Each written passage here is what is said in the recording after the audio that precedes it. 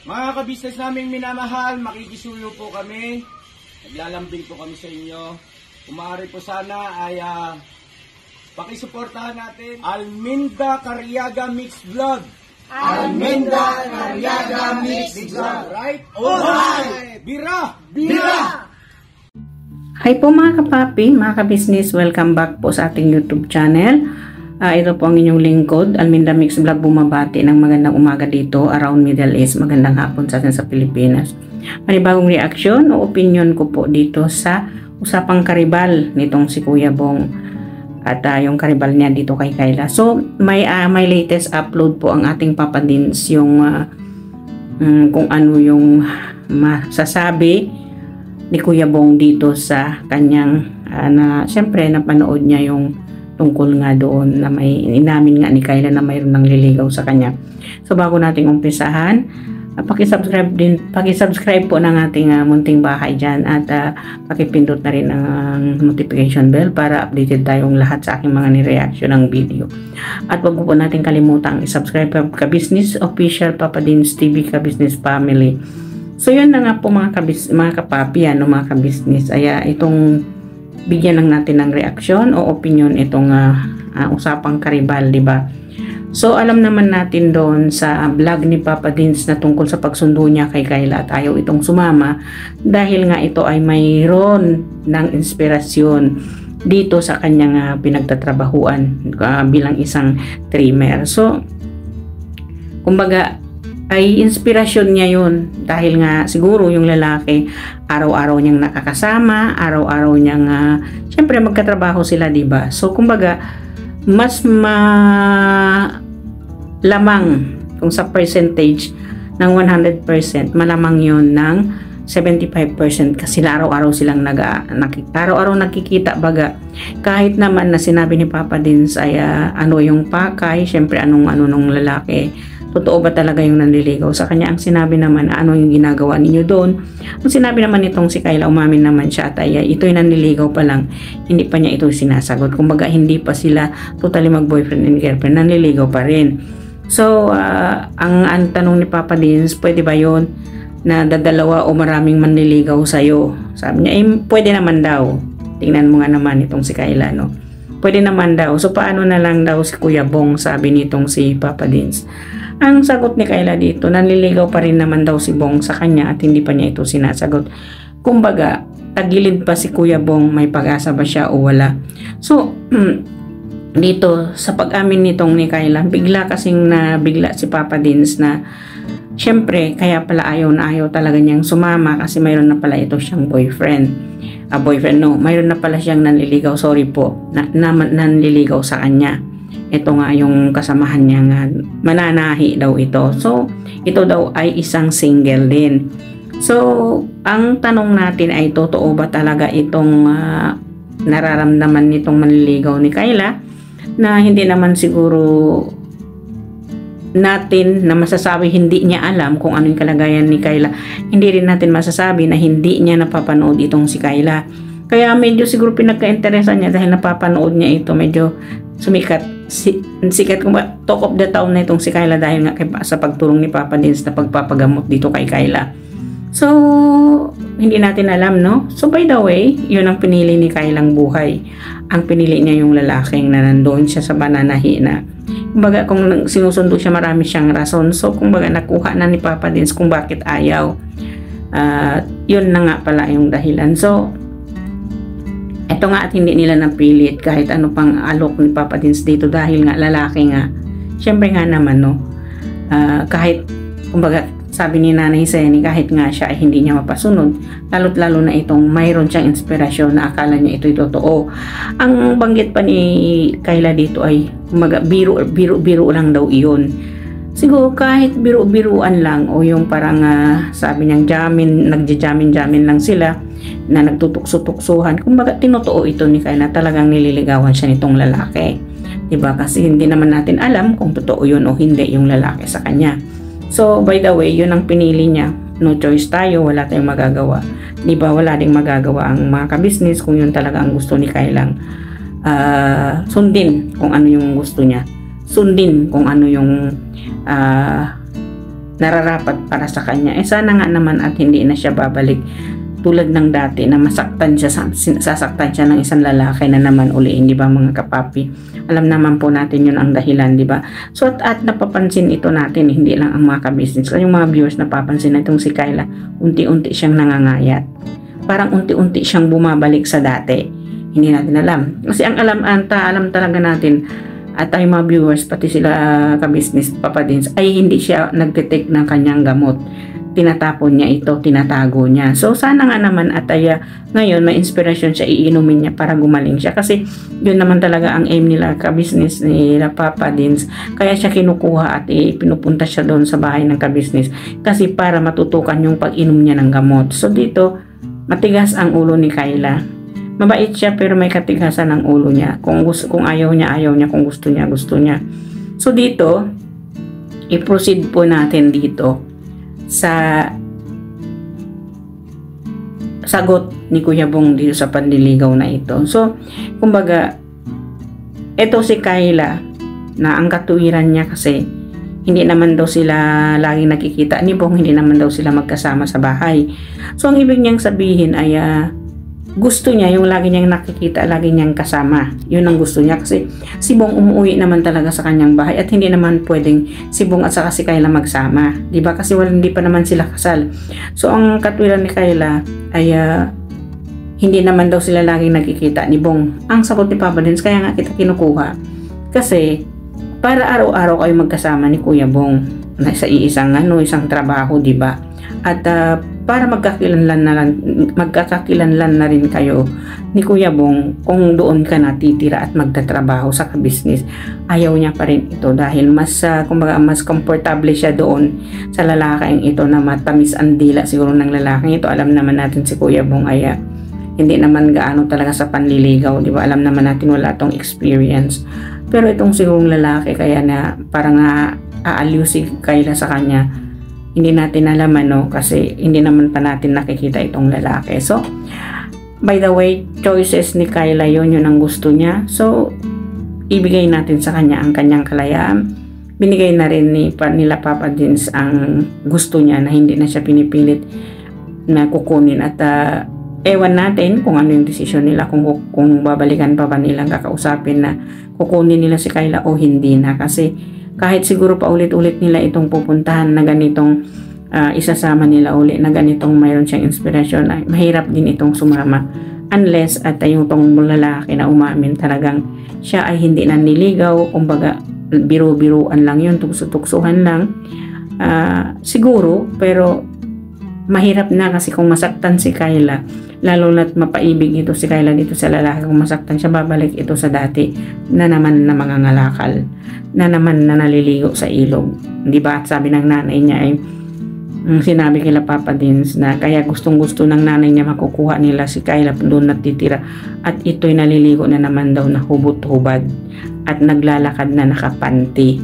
So, ibig sabihin, bumabalik na naman siya sa dati. So, dito, wala nang magagawa sila Papa Dins sa tigas ng ulo ni Kayla, Ayaw niyang magpa-inject, ayaw rin niya uminom ng gamot. So, choices niya na kung ayaw niyang gumaling siya, hindi niya tinutulungan yung sarili niya. Kumbaga, pinapahirapan niya si Papa Dins sa pagpapagamot sa kanya. So, ewan natin, hindi ba? Kasi, ito naman talaga ang aim ni Papa Dins na mapagamot talaga si Kayla. Yun naman talaga ang gusto ni Papa Dins, diba? So, at ang ka-business family. So, i-proceed po natin doon sa sagot ni Kuya Bong sa panliligaw. May ibang nanliligaw kay Kayla. So, ito ay pinayuhan ng mga kagwang at pinaintindi kay Bong na si Kayla ay may nanliligaw na. At sabi ni Kuya Bong at napanood nga daw niya yun, umamin si Kayla may nanliligaw na sa kanya. So, ang sabi ni Papa Dins at ang mga kagwang, okay lang yun. Ganun naman daw talaga. Nandyan sila, ang ka-business, ang mga kagwang na nagmamahal sa kanya. At mayroon pa rin naman daw darating para kay Kuya Bong na babae kung talagang para sa kanya yun. So, eto nga at sinabi ni Papa Dins na ano yung masasabi ni Kuya Bong dito sinasabi ni Kayla na may nanliligaw na sa kanya. Ang sabi ni Kuya Bong sa doon ay kung saan si Kayla masaya, susuportahan niya. Kung ibig sabihin, choices ni Kayla yun, no? Kung yun ang masasabi ni Kuya Bong at wala siyang magagawa dahil choice ni Kayla yun, no? Yun ang sundin ni Kayla yung saan siya komportable doon, na lagi niyang nakikita yung lalaki, araw-araw niyang nakakasama yung lalaki. Hindi ba naman tulad ni Bong, malayo, syempre nasa Caloocan si Bong, nandito si Kayla sa Bulacan, syempre medyo malayo nga naman talaga. So at hopefully naman talaga, no, ang wish ni Bong ay kung saan siya masaya, at kung masaya siya doon, okay lang kay Kuya Bong. Ang sinabi naman ni Kuya Bong, marami pa naman dyan. So ito nga at ay nabanggit ni Kuya Bong ang babalik ka rin. So parang kinanta niya ito, babalik ka rin. Kung baga, sino ba itong sinasabi ni Kuya Bong na babalik ka rin? Ito ba ay ang sinasabi niyang si Kayla, na babalik din si Kayla sa kanya, na diligawan niya ulit? Or ano bang ibig sabihin ng babalik ka rin? So ito ay binara ni Papa Dins na wag mong uulitin yung babalik ka rin na yan, kasi diyan ka nawalaan ng 60,000 pesos dahil wala nga siyang trabaho for 3 months. Doon siya napunta ditong sa ex-girlfriend niya. So dito kay Kuya Bong, konting payo lang, wag mo nang balikan ang dati, kasi alam mong ilang ulit ka nang nasaktan. At eto pa yung sinabi ng ex-girlfriend mong itong si Clarissa, wala ka na raw babalikan. So wag mo nang isipin, kung siya man ang gusto mong balikan, wag mo nang balikan. At kung si Kayla man ang sinasabi mo, hopefully na maiba pa ang isip ni Kayla at babalik siya dyan, kailangan ka business, at tutuloy ang panliligaw mo sa kanya. Pero yung sa dati mo, wag ka nang bumalik, Bong, kasi alam mo na yung nangyari doon, di ba? Di ba mga ka-business, mga kapapi? At mahirap nang balikan ni Kuya Bong yung dati niya, kasi lugmok na siya doon, nasaktan na siya doon, di ba? Kahit ano pa ang sasabihin ay durog ang puso ni Kuya Bong doon sa babaeng iyon. So kahit din mismo naman siya nagsasabi wala nang babalikan si Kuya Bong sa kanya, so wag na, burahin na natin yon, wag na natin yung pakialaman. Ang anuhin lang natin dito kay Kuya Bong, at ito nga ay kumbaga binara ni Papa Dins, no, ayaw na ayaw ko dyan sa babalik ka rin na yan, diyan ka nasira sa babalik ka rin na yan. So erase mo yan, wag mong ilagay sa isip mo yung babalik ka rin na yan. Wag, marami pang babae ang nagaantay sa iyo. Correct yun, sabi ni Papa Dins. At ito pa ang nabanggit ni Papa Dins TV, na marami pa rin daw nagre-reach out sa kanila na OFW na gustong makilala si Kuya Bong. Pero sabi ni Papa Dins, parang wala na silang tiwala, na trauma na sila dahil dito sa ginawa ng ex-girlfriend ni Bong na si Clarissa, na isang OFW. So kung ganon, nagiging blacklisted ang mga OFW sa ka-business official kung tungkol sa pag-uusapan kay Kuya Bong.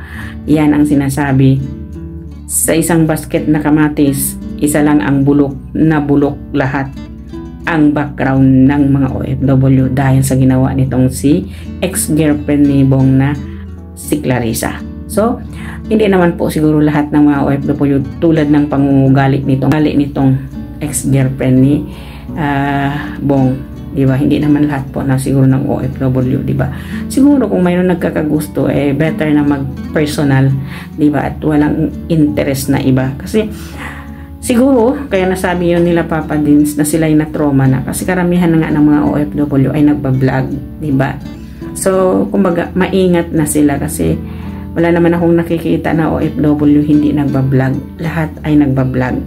So dito siguro na nagre-reach out na ito puro mga vlogger, kaya medyo naiingat na si ka-business dito, at ang mga ka-business family na tumanggap pa sila uli sa ganyan. Ayaw na raw nila, gusto nila yung personal na makikita nila, personal na nililigawan ni Kuya Bong, at hindi sa ibang bansa, mismo dyan sa Pilipinas. Kahit saan mang sulok ng Pilipinas, basta dyan sa Pilipinas, hindi daw OFW. Ayaw nila na sa OFW. Nasira ang reputasyon ng OFW ng dahil dito kay ex-girlfriend ni Bong na si Clarissa ang mata, diba? So eto nga, at pinapayuhan ng kagwang, pinayuhan na ni Kuya Boknoy na at manatili lang na kung saan, at yung pagbabago ni Kuya Bong ay tuloy-tuloy na sana kahit wala pa naman siyang liniligawan. At syempre nahinto na pala itong panliligaw kasi ang sinabi ni Papa Dins kay Kuya Bong, at sa kutob o sa pananaw ni Papa Dins ay hindi na si Kuya Bong at saka si Kayla magkikita pang muli dahil ayaw na nga ni Kayla pumunta dito sa ka-business. Doon na nga siyang mananatili sa kanila na yung ang pananahi, ang kinoconcentrate nitong si Kayla ang pagiging isang trimmer dahil may inspirasyon siya at may nanliligaw dito sa kanya. So in this case, yung para bang hinto na, kumbaga ewan natin kung talagang ihihinto na ba ni Kuya Bong ang panliligaw kay Kayla o bigla itong magbagong isip ni Kayla at babalik na naman dito kay Laka Business. Alam naman po natin itong pangingisip ni Kayla paiba-iba at sa katigasan ng kanyang ulo doon siya nagdesisyon na paiba-iba. Kumbaga kung nakikita niyang sinusuyo mo siya, mas lalo siyang nagmamatigas. Kung nakita mong nagmamakaawa siya, lalo siyang magmamatigas. Kumbaga ang pagka-depression ni Kayla ay alam niya kung ano yung dapat gawin. Alam niya kung ano yung para sa kanya. Alam niya kung ano yung hindi para sa kanya. Kasi nakikita natin kahit paanong pag-aamo ni Papa Dins sa kanya ay hindi siya kayang amuhin ni Papa Dins kahit na si Mrs. Ka-Business. Kasi alam niya kung ayaw niya, kung gusto niya, kahit ano pang ibibigay mo sa kanya, ano pang kumbaga kung sa mangingisda ka ipapain mo sa kanya na pinaka-special na paing, hindi niya kakagatin yon. Ito yung ugali ni Kayla. Hindi niya kakagatin kung ano man ang isinusuyo sa kanya, kahit ano pa. Tingnan mo, bigyan na siya ng malaking sahod, bigyan na siya ng magandang buhay, ayaw pa rin niya. Hindi siya nag-iisip na itong pagkakuha sa kanya ng ka-business ay dito pati pamilya niya kumbaga matutulungan ng ka-business family. Alam naman natin yan na nakita natin sa vlog na sila'y hinahanapan na ng malilipatan at kumbaga malapit sa ka-business para matutukan itong paggagamot ni Kayla. Pero sa desisyon ni Kayla, ang desisyon niya na walang kawalan, desisyon niya na walang katudturan, sila'y ang nawalan, hindi ang family ka-business. Ang family ka-business ay tutulong lang sa kanila at lalo na si Papa Dins, pero inayawan pa rin ito ni Kayla. So nasa sa kanila na yon, na kumbaga nakasungkit na sila ng goldfish, pinakawalan pa nila. Kumbaga sa kabaitan, responsable sa family riyon na makapamilyang oriented itong si Kuya Bong, pinakawalan ni Kayla. So mas pinili niya ang taong hindi niya kilala, mas pinili niya yung taong walang kasigaruduhan kung talaga bang liligawan siya o totohanin siya. Hindi tulad ni Kuya Bong. Kung si Kuya Bong ang pinili niya, wala, totoong si Kuya Bong.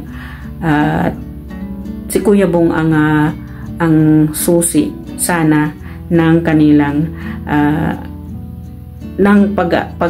yung pag-aayos nitong si Kayla na magiging normal siya. Susi niya ay si Kuya Bong kasi tutulungan sila ni Kuya Bong. Wala namang hinahangad si Kuya Bong kundi ang mapagaling din si Kayla at maging sila sa bandang huli, hindi ba? So hindi natin alam, tadhana ang magdidesisyon dito kay Kayla at saka kay Bong. So well mga ka-business, mga kapapi, hanggang dito na lang po ang aking reaction video. So tingnan natin kung may karugtong ba itong love team na ito o wala na ba talaga. Question mark ba ito o period na talaga? Kung talagang wala na tayong talagang magagawa. So hopefully si Bong ay makakahanap din ng para sa kanya. Well, Kuya Bong, good luck. Makakahanap ka rin ng para sa'yo. May tinadhana para sa'yo. Hindi man lahat ng dumaan sa buhay mo ng mga babaeng minahal mo, hindi man sila mayroon para sa'yo. Yun ang mamahalin ka ng totoo, tanggapin ang buong pagkatao mo. So Maraming salamat sa inyong panonood. Ito po ang inyong lingkod, Alminda Mix Vlog. Nagsasabi, magandang umaga Middle East, magandang hapon sa Pilipinas. Please don't forget to subscribe kay Business Official Papa Dins TV at ka Business Family at ang lahat ng aking mga kasamahang reactor, sina Taong Gala Vlog, Anime Reactors TV, Ma'am Flores Channel, Kalingap Turak Vlog, Pils Katangay Vlog, Analisa Reality Vlog, MK Inday TV at Kamix Vlog at ang inyong lingkod Alminda Mix Vlog nagsasabi, may Allah bless us all. Sa susunod po na aking reaction video. Bye bye po. See you on my another reaction video. Bira Banat.